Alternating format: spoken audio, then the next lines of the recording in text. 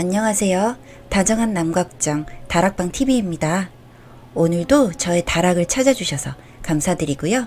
사연 시작해보도록 하겠습니다. 직장을 다니던 저와 몇 년간 연애를 하던 신랑은 프랜차이즈 빵가게 직원이었는데 경력은 꽤 되고 전공도 요리인 사람이었습니다.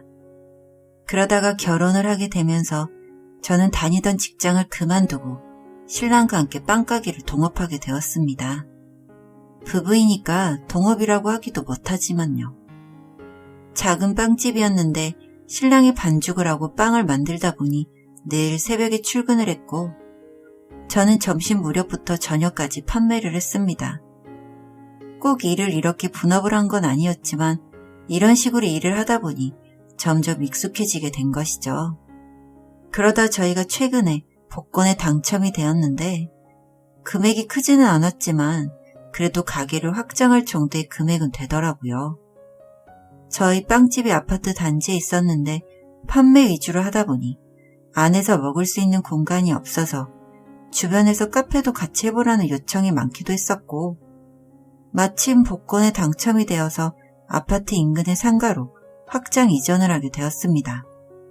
아무래도 빵집만 할 때랑 빵집 겸 카페를 할 때에는 빵의 종류부터 달라지더라고요. 매번 식빵, 롤케이크, 파운드 케이크, 피자빵 이런 걸 하다가 카페를 하면서 작게 제과류인 쿠키류나 조각 케이크 쪽으로 메뉴를 늘리기도 했습니다. 사실 매상은 기대 이상이었고요. 신랑은 확장을 하고 난 이후에도 새벽같이 가게에 나와서 빵과 쿠키들을 준비했습니다. 그나마 다행인 점이라면 빵은 발효 시간이 길어서 시간을 오래 잡아먹었는데 그에 반해 제과인 쿠키류는 금방금방 준비를 할 수 있어서 신랑도 점점 출근 시간이 늦춰지기도 해서 그나마 조금 더 쉬는 시간이 생겨 근무를 하기에는 더 나은 환경이 되어가고 있었습니다. 그렇게 2년 정도는 가게 알바생도 없이 운영을 하다 보니 정말 온몸이 안 아픈 곳이 없더라고요. 그래서 아르바이트생을 고용하게 되었습니다. 아르바이트생은 일을 제법 싹싹하게 하는 대학생이었습니다. 학교를 휴학하고 나중에 카페 창업을 하고 싶다고 하며 저희 가게에서 일을 시작했고 그 알바생 덕분인지 장사도 잘 되고 인터넷에서도 제법 입소문을 타게 되어 결국 2호점까지 준비하게 되었어요. 2호점을 준비하면서 제대로 운영을 하기 위해서 제가 본점을 신랑이 2호점을 맡기로 생각을 하고 본점 주방에서 일을 할 사람도 새로 구했습니다. 신랑이 레시피를 알려주고 제대로 인수인계를 진행한 게 거의 2달 남짓 되었거든요.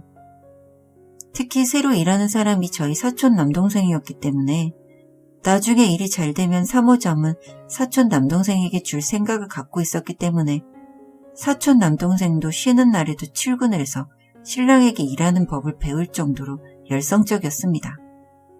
그렇게 단단히 준비를 마치고 2호점을 오픈했는데 2호점은 특히 포토존을 많이 꾸며둔 상태라 그런지 오픈하고 손님이 끊이질 않았습니다. 2호점까지 오픈을 마치고 나니 정말 정신없이 반년 정도가 지난 것 같아요. 신랑은 여전히 새벽에 출근을 했고 저는 점심 무렵쯤 출근을 해서 집에서 마주치는 시간이 줄어들었지만 신랑의 꿈이 사업이었고 저 또한 여러 해를 거듭하면서 이 업을 제 평생의 직업이고 가게라는 마음으로 운영을 하고 있었습니다.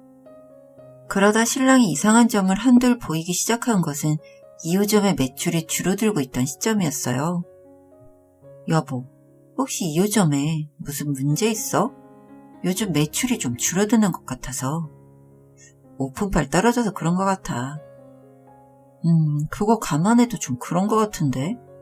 요즘 손님들은 어때? 손님들? 그냥 비슷해. 와서 사진 찍고 가는 사람들 많고. 빵은?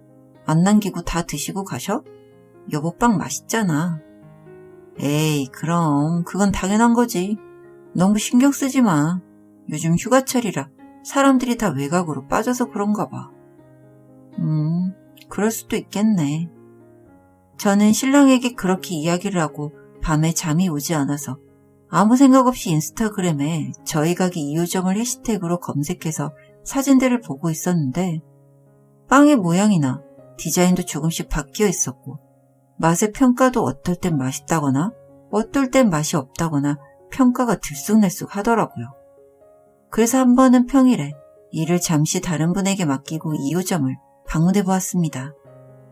평소와 같이 카운터를 지키고 있는 알바와 제빵실에서 나오고 있는 신랑이 보였고 저의 방문을 놀라기라도 한 듯이 두 사람은 멈칫하더군요. 말도 없이 어쩐 일이야? 오늘 급하게 은행 볼 일이 있었는데 마침 근처라서 들려봤어. 그래? 밥은? 응, 먹었지. 그렇게 가게에서 커피 한 잔을 마시고 있었는데 빵도 평소처럼 맛있고 커피도 좋더라고요. 그래서 이상하다고 생각을 하고 있었어요. 손님들의 입맛이 같을 수는 없으니 그런가 보다 생각을 하며 뒤돌아 나가서 차로 갔다가 지갑을 테이블에 두고 온 게 생각이 나서 다급하게 다시 가게 안으로 들어갔습니다. 그런데 CCTV 모니터를 보고 있던 신랑과 알바생이 눈에 보이는데 사모님 왜 다시 오셨어요? 지갑을 두고 갔네요.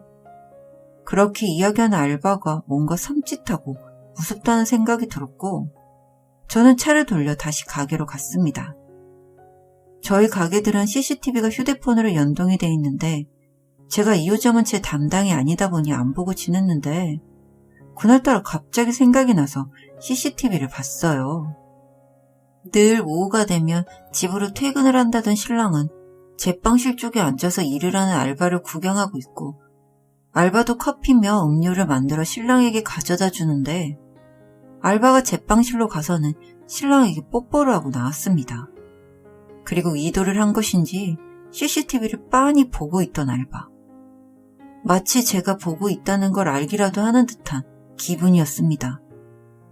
그날 이후 신랑이 바람을 피우고 있다는 걸 제가 알고도 숨겨야 할지 말하고 그 여자를 떼어내야 할지 고민이 많았는데 그래도 일을 하다 보니 잡생각이 사라져서 좋더라고요. 그러다 하루는 손님이 저희 가게에 와서는 저보고 같은 체인점에 맞냐고 관리가 왜 이리 엉망이냐고 따져 묻길래 죄송하다고 사과드렸는데 손님들이 줄 서서 기다리고 있는데 카운터의 알바는 제빵실에서 뭘 하는지 나오지도 않고 일도 엉망이고 심지어는 커피에서 꼬부란 짧은 털도 나왔다는데 기분이 너무 더러워서 그냥 가려다 본점까지 왔다고 하더라고요. 제가 죄송하다며 거듭 사과를 드렸고 손님께서는 여전히 화가 난 채로 돌아가셨습니다. CCTV를 돌려서 보는데 저희 카페가 10시 오픈인데 그날따라 근처에서 무슨 행사가 있기라도 했는지 평소 사람이 적은 10시 20분부터 손님이 밀려 들어왔어요. 그리고 손님의 말처럼 알바는 10시부터 제빵실에 들어가서는 나오질 않더라고요. 한참 뒤에 제빵실에서 부스스하게 나오는 그 꼴을 보고 있자니 이건 그냥 넘어갈 문제가 아니란 생각이 들었습니다. 그리고 주말이 되어 다시 CCTV를 보니 모르는 사람들이 일을 하고 있더라고요. 그래서 가게 가서 물어봤더니 저의 존재를 모르는 것은 물론이고 남자 사장님께 고용된 주말 알바라고 했습니다. 주말에는 일이 바쁘니 주말 알바도 같이 일을 하긴 하지만 2호점은 빵을 하고 있어야 할 신랑마저 없었습니다. 그래서 주말에 오는 손님들은 알바가 나름 레시피대로 구운 빵을 먹었고 그러니 1호점과 달리 맛도 별로였던 거죠. 사실 바람만 폈을 때는 그래도 묻어둬야 하나 생각을 했는데 영업에 피해까지 주는 두 사람을 그냥 둘 수가 없어서 신랑과 알바를 불러다가 말을 했습니다. 두 사람 바람 피고 있는 거 알고 있어. 내가 아는 거 대충은 알고 있었던 것 같은데 아무 말이 없네. 미안해. 아니야. 그만큼 눈 감아줬으면 된 것 같고 우리 이혼하자. 이혼하는 게 맞는 것 같아. 무슨 이런 일로 이혼이야. 우리 사업은. 당신은 그냥 2호점 갖고 난 1호점 갖고 그렇게 정리하자. 그리고 너는 내가 상간녀 소송할 거야. 너 대학교 휴학 중이랬지? 어디 만날 게 없어서 이런 유부남을 만나니. 앞으로 계속 이 일 할 거면 위생관리 좀 제대로 해. 2호점에서 커피에서 털이 나왔다더라. 꼬불꼬불한 짧은 털이랬는데 너무 긴 생머리네. 소송이요? 난 이제 모르겠으니 두 사람이 알아서 해. 그렇게 말하고 저는 자리를 비웠습니다. 신랑은 이후 본인이 생각이 짧았다며 빌었지만 저는 이미 신뢰를 잃은 사람과 함께 사는 것도 동업다 할 수 없어서 결국 연을 끊었고요. 이유점은 이름을 바꿔서 계속 하겠다고 하더라고요. 그런데 이름을 바꿔서 그런지 아니면 인터넷에도 맛이 별로라고 소문이 나서 그런지 손님들은 뚝뚝 떨어져 나가더라고요. 심지어 저희 가게를 대상으로 명예훼손이니 어쩌고 시끄럽게 하길래 저도 명예훼손 당할 각오하고 두 사람이 바람을 폈고 그로 인해 이혼을 했다고 말해버렸어요. 그 일을 계기로 손님들은 거의 나락으로 떨어지듯 줄었고 아마 올해를 넘기지 못하고 폐업을 할 것 같아요. 저는 신랑이 알려준 레시피에 사촌 남동생이 굽는 마카롱까지 해서 요즘 가게 수입이 쏠쏠하답니다. 사람 하나는 잃었지만 그래도 속은 얼마나 편한지 몰라요. 요즘 세상 정말 돈만 있으면 혼자 사는 게 딱이에요. 다정한 남걱정 다락방TV였습니다. 다락방 주인에게 구독과 좋아요, 알림 설정으로 응원해주세요.